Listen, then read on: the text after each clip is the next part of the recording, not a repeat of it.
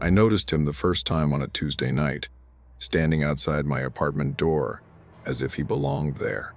The hallway lights flickered, washing his face in uneven shadows, and he smiled like we shared a secret. He said hello using my name, casually, confidently, and that alone should have sent me running. I had lived in that building for 3 years, long enough to know every voice, every footstep, every neighbor. I had never seen him before, yet he spoke like familiarity was assumed. It was the kind of moment that settles quietly before detonating later inside me. Mendy, I asked which apartment he lived in, already feeling foolish for engaging at all. He pointed down the hall without looking, his eyes fixed on mine in an unblinking stare.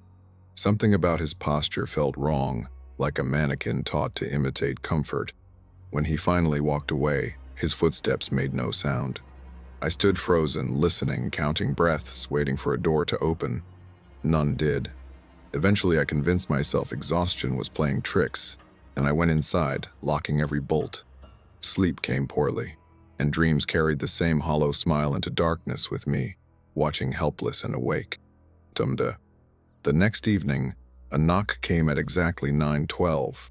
I checked the peephole and saw him again, closer now, expression neutral, patient. He held a plate of cookies, still warm, steam curling upward. He said he was from across the hall, that he had noticed I lived alone. That was true, but I never said it aloud. My instinct screamed, yet politeness opened the door a fraction. The smell was wrong, sweet but metallic, like sugar mixed with pennies. He watched my reaction carefully, head tilted, learning what fear looked like up close, finally, and memorizing everything about me. And I refused the cookies and shut the door, heart racing, palms slick.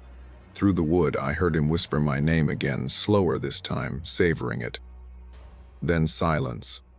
No retreating steps. No door opening. I didn't sleep. Around 3, I heard movement inside the walls, a dragging sound like someone crawling through narrow spaces. I told myself pipes expand, buildings settle, old places breathe. Still, I sat on my bed until dawn, clutching my phone, afraid to move. Every shadow stretched too long, and every sound felt deliberately placed as if tested repeatedly by something patient and observant nearby. Morning brought no relief. My neighbor across the hall denied knowing anyone matching his description. The landlord said the unit opposite mine was empty, scheduled for renovation. That should have been comforting. Instead, dread deepened. That night, I heard my door unlock slowly. I hadn't moved. The chain rattled, stopped, then slid free. A voice whispered from inches away, perfectly calm, telling me not to be afraid. That he was learning. That he was almost ready. I lay frozen, understanding too late what curiosity had invited inside, and why he needed me to practice being human before replacing someone else. Monday, I never saw my real neighbor again. By the end of the week, people greeted him as me, smiling, waving, unaware. When I tried to scream, my voice came out wrong, shaped incorrectly. He stood nearby, wearing my face better than I ever had. He told them I was sick, that I needed rest. From inside the walls, I listened as he lived my life flawlessly. If you ever notice someone who knows you too well, don't open the door. It might already be open. And if they smile, run before learning becomes permanent. I didn't. Now he is me. Okay. I started documenting everything after that night, writing notes on my phone whenever I could move without being seen. The walls weren't solid the way they should have been. There were hollow spaces between them, wide enough for someone thin to crawl through. I could hear breathing sometimes, slow and careful, like whoever was inside was afraid of making mistakes. During the day, he left the apartment and wore my clothes. At night, he came back and listened, always listening, though I tested him once. I left a glass on the counter, chipped on one side. Something he wouldn't know mattered to me. When I came back, it was placed perfectly straight, chip facing the wall, hidden. He noticed what I noticed. That terrified me more than the whispers. He wasn't guessing anymore. He was refining. People in the building stopped looking at me. Their eyes slid past, confused, and settled on him instead. When I spoke, they frowned, like my voice didn't match my face anymore. One woman apologized to him for my behavior. He smiled kindly, told her I'd been under stress. I tried to grab her arm. My hand went through the sleeve like it belonged somewhere else. Ink. At night, the walls felt closer. The apartment shrank around me, breathing in time with whatever shared my space. I heard him practicing speech, repeating phrases I'd said years ago, copying inflection, timing, emotion. Sometimes he laughed alone, testing it, adjusting until it sounded right. When he slept, if he slept, I never heard it. He didn't snore. He didn't dream. He waited. I confronted him once, standing in the kitchen with a knife I couldn't lift properly. I asked what he was. He studied the blade, unimpressed, then looked at me with something like pity. He said neighbors were inefficient, that proximity made replacement easier, that buildings like ours were perfect. Old, forgotten, full of gaps. He said he wasn't the only one, just the one who learned fastest. When I asked what would happen to me, he hesitated. That pause felt rehearsed. He said I would fade, that most originals did. That memory was a skill, and I was already forgetting how to hold myself together. I felt it then, a thinning, like my edges were softening. My reflection in the microwave door lagged behind my movements. Copying me a second too late, I tried to leave. The stairwell door wouldn't open. The windows showed the hallway instead of the street. He watched calmly, arms folded, offering advice on breathing. He said panic distorted features. He said I should rest. When I woke up, I was inside the walls, cramped and shaking, listening to him make coffee with my hands. Menja. Now I count footsteps from the inside. I listen to conversations where my name belongs to someone else. Sometimes he visits, crouching close, asking if he's doing well. I try to warn people, but my voice doesn't travel far. If you think you recognize me, you don't. And if your neighbor smiles too perfectly, don't assume it's friendliness. Some of us are still here, watching ourselves disappear. I learned the building had rules long before I understood what they were. Sound traveled differently here. So did attention. The longer I stayed inside the walls, the more I noticed patterns. Pipes that weren't connected to anything. Wires that pulsed like veins. Gaps that led to other gaps, forming a hidden network that ran through the entire structure. This place wasn't just shelter, it was infrastructure. I could hear other movements sometimes. Not him, others. Slow drags. Careful shifts. Something scraping fingernails along brick in a way that felt deliberate, like a greeting. Once, something tapped back when I knocked. 3 slow taps, perfectly spaced. I never knocked again. Time didn't work right. Days blurred, nights stretched. I counted by routines instead. By when he brushed his teeth. By when he locked the door. By when he stood still in the living room listening to see if I was still there. He knew I was. I think he always knew. The pretending was for himself. He improved quickly. His voice lost its stiffness. His laughter came easier. He started using contractions. He sighed at the right moments. He complained about work to neighbors, about rent, about noise from upstairs. All things I used to say. All things people nodded along to. He even adopted my tells, scratching the side of his neck when nervous, tapping 2 fingers when thinking. Watching him be me felt worse than being trapped. It felt like erasure in progress. Once, a neighbor knocked late at night. I heard everything. The chain sliding, the door opening. She said she smelled something strange coming from our unit. He apologized, said it was old insulation, promised to talk to the landlord. She leaned closer, peering past him. For one perfect moment, her eyes flicked toward the wall where I was pressed, desperate. I opened my mouth. I screamed. Nothing reached her. She smiled awkwardly and left. He stood there a long time after, breathing slowly, recalibrating. Later, he knelt by the wall and spoke softly like comforting a child. He said interference was unproductive. Pry eye, cuff, and... He said attention attracted maintenance. He said I was making this harder for both of us. Then his fingers slid into a seam in the plaster and pressed until I felt the pressure on my ribs. Not pain, a reminder. I stayed quiet after that. I don't know how long it took before he stopped checking on me. Maybe he decided I wasn't going anywhere. Maybe I'd faded enough. I felt thinner every day, like parts of me were being recycled. My memories came apart out of order. Childhood before yesterday, faces without names. I had to repeat my own identity just to keep it intact. I am real. I was here first. I am real. Dane, sometimes when he sleeps on the couch, I can see through a crack in the wall. His face relaxes then, features loosening like they're not fully set. It's the only time he looks unfinished. Vulnerable. Almost honest. I imagine pushing through, stepping out, reclaiming my place. But the thought feels distant. Heavy. Like trying to remember a word in a language you no longer speak. The building hums now. A low, constant vibration that wasn't there before. Or maybe it always was.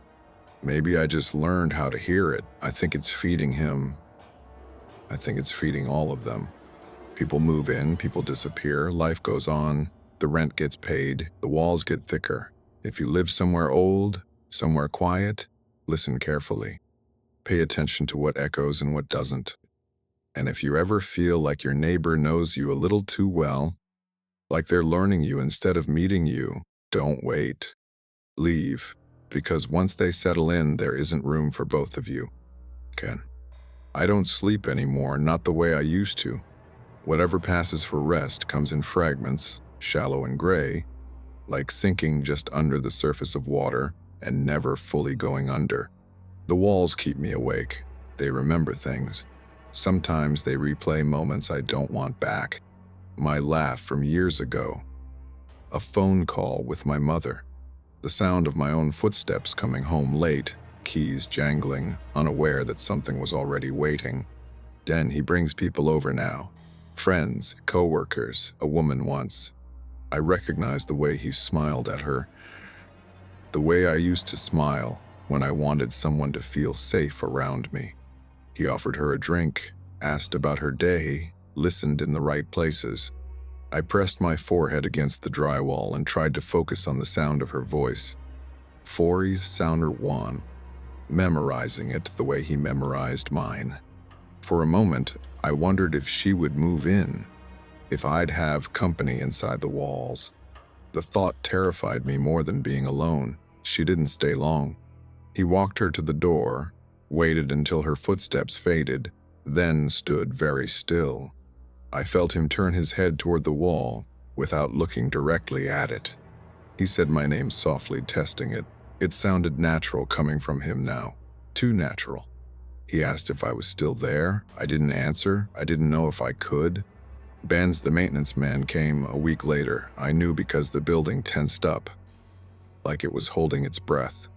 Tools rattled, panels shifted, light stabbed through cracks that hadn't existed before. I screamed until my throat burned, throwing myself against the wall, begging to be seen. The man complained about outdated wiring, about strange layouts, about walls that didn't make sense.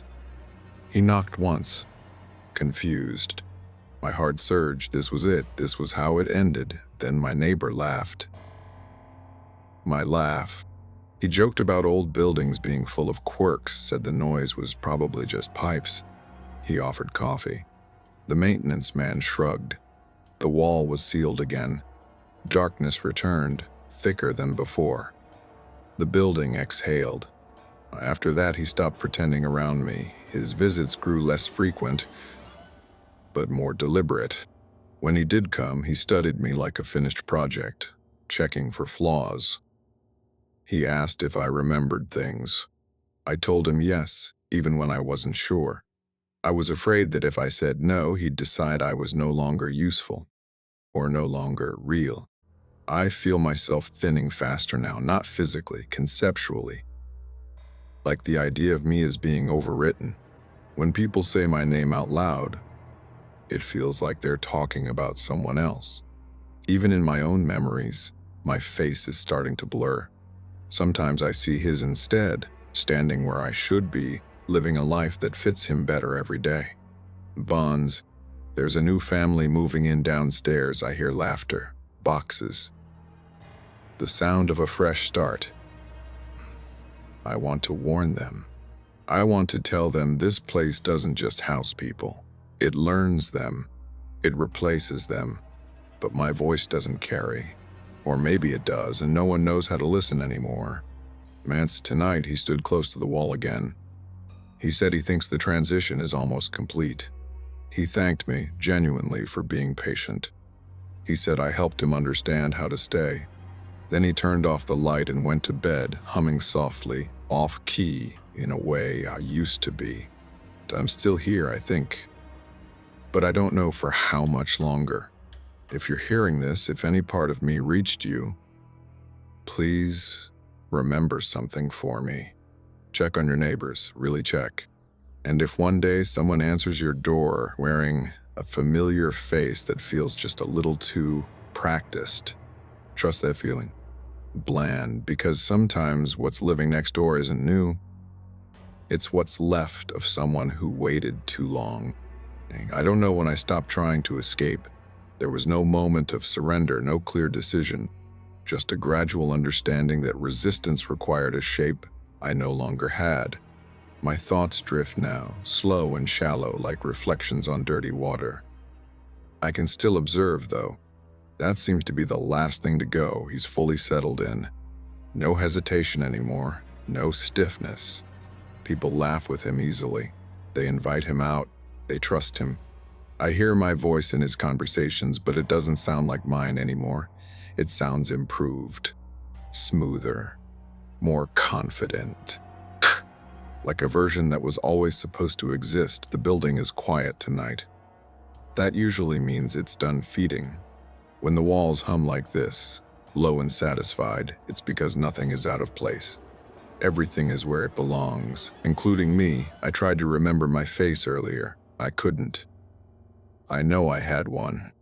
I know it mattered, but when I reach for it, there's just blankness, like a space waiting to be filled by something else. Maybe it already has been. He stood in the bathroom this morning, practicing expressions in the mirror. Smiling, frowning, looking concerned. I felt something pull inside me when he did it, like a string being tightened. When he nodded in approval, I felt myself dim. I think that was the moment he finished. Dan, if I'm honest, I don't feel fear anymore. Just a dull awareness. A sense of watching the end credits roll long after the audience has left. I don't think he needs me now, not to learn, not to stabilize. I was scaffolding, temporary, when there's someone new in the building. I heard their footsteps pause outside the door earlier, heard them hesitate. I wanted to scream. I wanted to bang on the walls until my hands broke. But I couldn't gather enough of myself to do it. The walls held me gently, firmly, like they were proud. Bunt, if you ever feel like your neighbor knows your routines before you tell them, they finish your sentences too easily. If they move through the world wearing familiarity like a borrowed coat that fits just a little too well, don't second-guess that unease. I did, and now when he locks the door at night, I feel it from the inside.